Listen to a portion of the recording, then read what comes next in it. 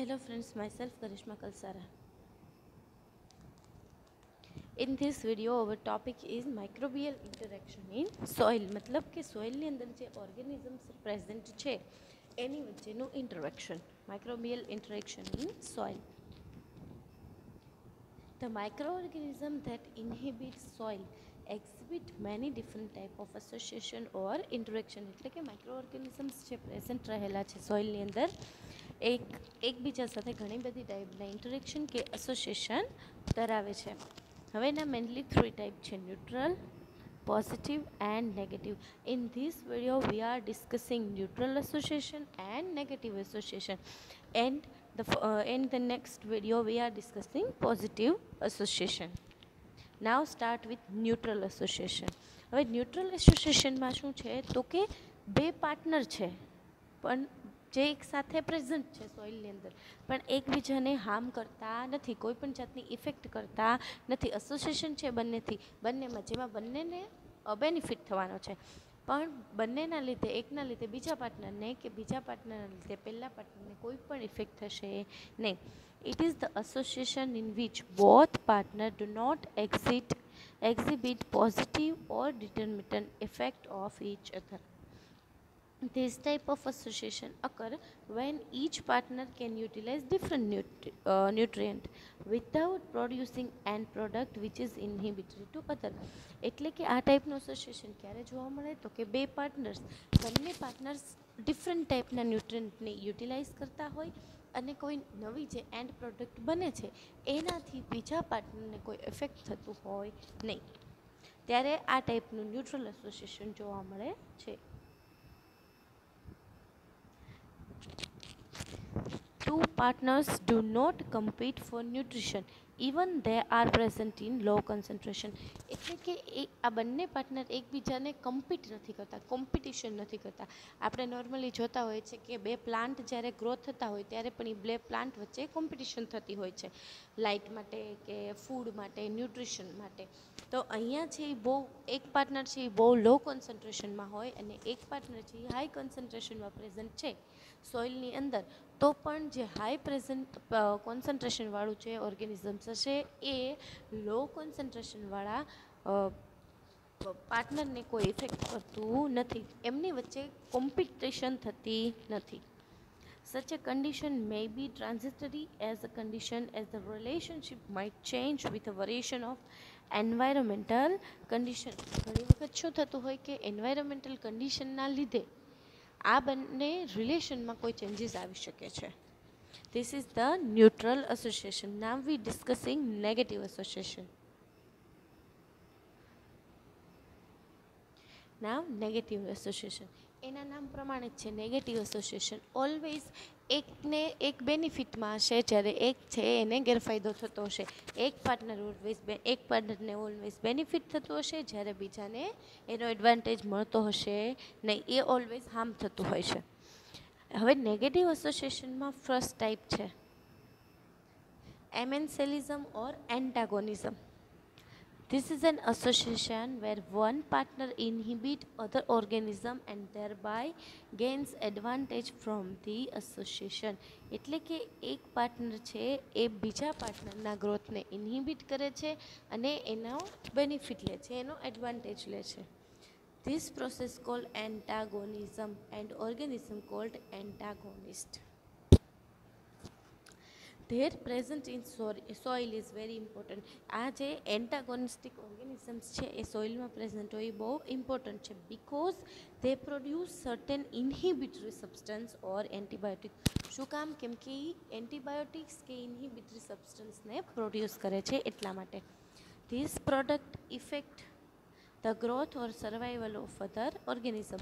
શું કામ? તો કે જે આ પ્રોડક્ટ છે ઇન્હિબિટરી સબસ્ટન્સ ઓર એન્ટીબાયોટિક્સ એ શું કરે છે તો કે બીજા ઓર્ગેનિઝમના સર્વાઇવલને ઓર ગ્રોથને ઇફેક્ટ કરે છે. Antagonist between bacteria and fungi. This is the example of antagonism. Bacteria and fungi.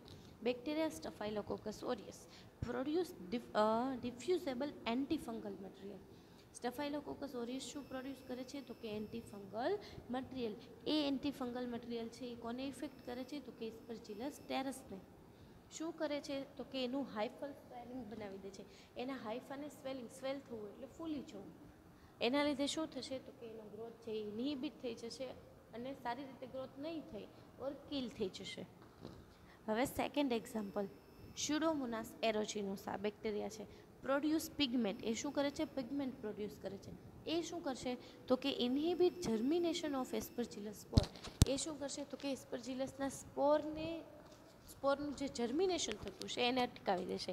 એટલે સ્પોરમાંથી ફર્ધર ન્યૂ ફંજાઈ પ્રોડ્યુસ થશે નહીં. Third type, filamentous actinomycetes. હવે એક્ટિનોમાઇસિટ્સ શું કરે છે? તો કે ઘણા બધા બેક્ટેરિયાને ઇફેક્ટ કરે છે, ગ્રો થવા દેતા નથી. They produce antibiotic which inhibit growth of competitive population in soil. એ શું કરે છે? તો કે એન્ટીબાયોટિક પ્રોડ્યુસ કરે છે કે જે બીજી એના કોમ્પિટિશનમાં જે ઓર્ગેનિઝમ પ્રેઝન્ટ હશે એને ગ્રો થવા દેશે નહીં, એના ગ્રોથને ઇન્હિબિટ કરે છે. Certain fungi present in the soil produce cyanide. ઘણી એવી ફંજાઈ છે જે પ્રેઝન્ટ છે સોઇલની અંદર, એ સાયનાઇડ પ્રોડ્યુસ કરે છે, causing toxic effect of micro organism. એના લીધે શું થાય છે? તો કે માઇક્રો ઓર્ગેનિઝમની ટોક્સિક ઇફેક્ટ થાય છે, એના ગ્રોથને ઇન્હિબિટ કરી દે છે. Some algae produce fatty acid with antibacterial effect. ઘણી આલ્ગી છે એ શું? તો કે ફેટી એસિડ, એવા ફેટી એસિડ પ્રોડ્યુસ કરે છે કે જેનામાં એન્ટીબેક્ટેરિયલ ઇફેક્ટ રહેલી છે, જેના લીધે તો કે બીજા બેક્ટેરિયાને ગ્રો થવા દેશે નહીં. આ હતું એન્ટાગોનિઝમ.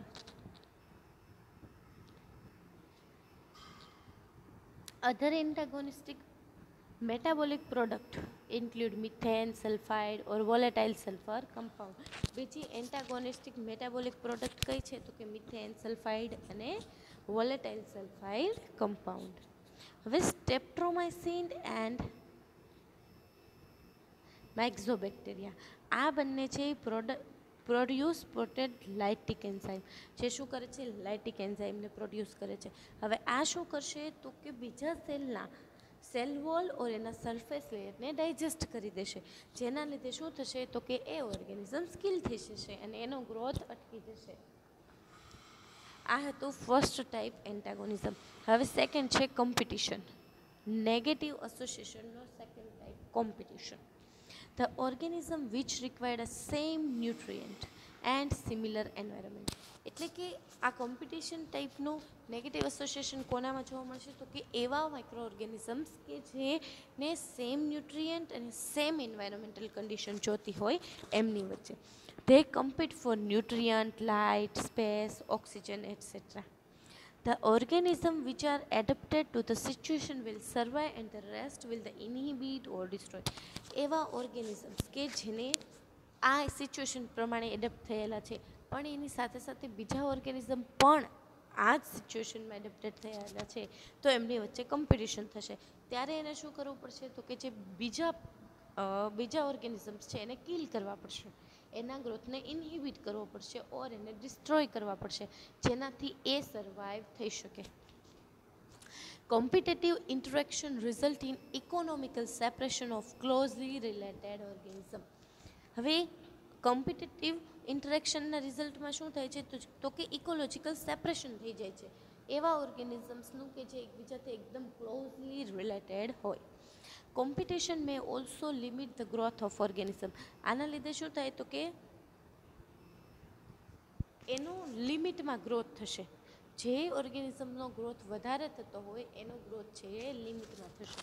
હવે આ હતું સેકન્ડ ટાઈપ કોમ્પિટિશન, કે જેમાં ક્યારે? તો કે સેમ ન્યુટ્રિયન્ટ અને સિમિલર એન્વાયરમેન્ટ જે ઓર્ગેનિઝમ્સ વચ્ચે હોય એમની વચ્ચે થશે. ન્યુટ્રિયન્ટ, લાઇટ, સ્પેસ કે ઓક્સિજન, આ એના એક્ઝામ્પલ છે કે આના લીધે કોમ્પિટિશન થતી હોય. હવે ક્યારે થશે? તો કે એને જ્યારે ખબર છે ઓર્ગેનિઝમ્સને કે મારે સરખા ન્યુટ્રિયન્ટ એન્ડ સેમ એન્વાયરમેન્ટ જોતા છે, તો એને બીજા ઓર્ગેનિઝમ્સ કે જેની સાથે એ જ એન્વાયરમેન્ટમાં પ્રેઝન્ટ છે એને ડિસ્ટ્રોય કરવા પડશે ઓર ઇન્હિબિટ કરવા પડશે. અને આનાથી શું થાય? તો કે ઇકોલોજીકલ સેપરેશન થઈ જશે, જે રિલેટેડ સ્ટ્રેન્થ છે ઓર્ગેનિઝમ્સ છે એની વચ્ચે. અને ગ્રોથ છે એ લિમિટમાં રહેશે. આ હતું second type competition.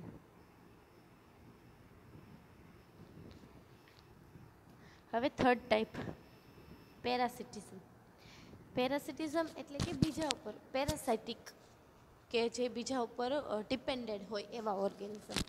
This is a relationship in which one organism leaves inside or surface of organism of the expense the other organism. એટલે કે કાં તો એ ઓર્ગેનિઝમ્સની ઇનસાઇડ ઓર આઉટસાઇડ સરફેસ પર રહીને જીવે છે, એટલે લીવ્સ ત્યાં રહે છે બીજા ઓર્ગેનિઝમમાં. One partner called parasite and other called host. એટલે કે જે ઓર્ગેનિઝમ્સ બીજા ઓર્ગેનિઝમ્સની બોડીમાં ઇનસાઇડ ઓર આઉટસાઇડ, તો એ હોસ્ટ છે, અને જે ઓર્ગેનિઝમ્સ બેનિફિટમાં છે એને કહેવાય parasite. The parasite feed on cell, tissue or body fluid of host. એ હોસ્ટના સેલ, ટિશ્યુ કે બોડી ફ્લુઇડ ઉપર એને ફીડ કરતા હોય, લીવ્સ રહેતા હોય. Hence it is always harmed. And host છે એ ઓલવેઝ હાર્મ્ડ હશે. All plant, animal and micro organism can be attacked by microbial parasite. Mostly આપણે જોતા હોય કે પ્લાન્ટ, એનિમલ અને માઇક્રો ઓર્ગેનિઝમ્સ આ બધા જ છે એ અટેક થતા હોય માઇક્રોબિયલ પેરાસાઇટથી. એનું એક એક્ઝામ્પલ છે parasitic association with bacteria, between bacteria વચ્ચે જ બેક્ટેરિયમ છે બેડીલેવો વિબ્રિયો બેક્ટેરિયોવોરસ પ્રેઝન્ટ ઇન સોઇલની અંદર પ્રેઝન્ટ છે, જે સુએઝની અંદર પ્રેઝન્ટ છે. ગ્રામ નેગેટિવ બેક્ટેરિયા એના પેરાસાઇટ છે.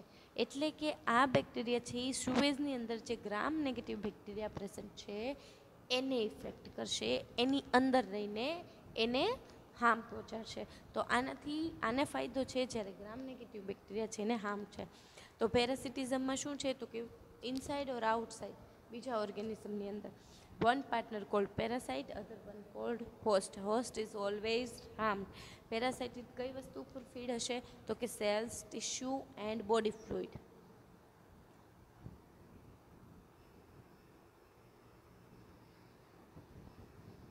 ફોર્થ ટાઈપ છે પ્રિડેશન. નોર્મલી પ્રિડેશનનું ગુજરાતી મિનિંગ થાય શિકાર કરવો. An association in which one species of organisms kill and eat another species. એટલે કે બીજી સ્પીસીસને કિલ કરીને એને ઈટ કરે છે, ખાય છે. The predator ingests the organism which is prey. જે ઇન્જેસ્ટ કરે છે એને કહેવાય પ્રે. Such predator-prey interaction are very small or short duration. બહુ નાનું અને ઘણા ઓછા ટાઈમ માટે હોય પ્રિડેશન પ્રે ઇન્ટરેક્શન.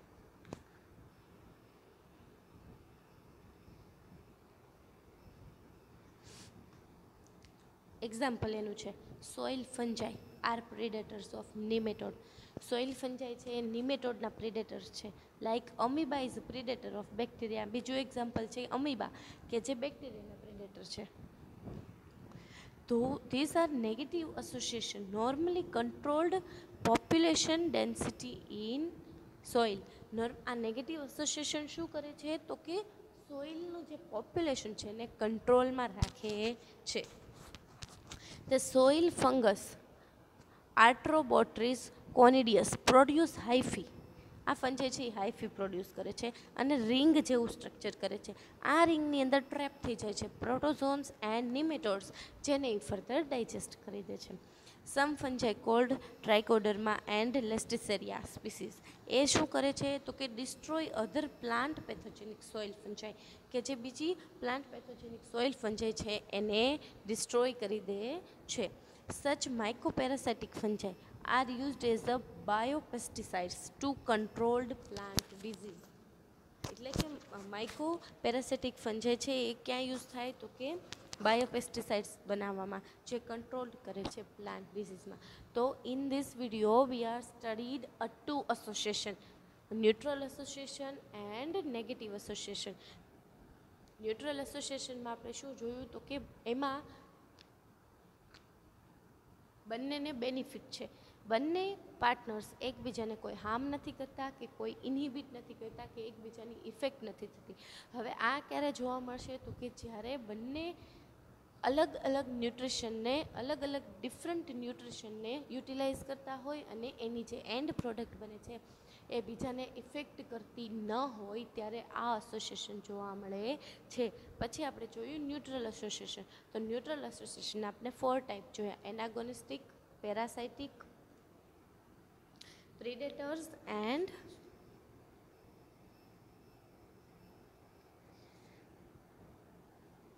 competition. આ 4 ટાઈપ જોયા. In next video we are studied about a positive association. Thank you.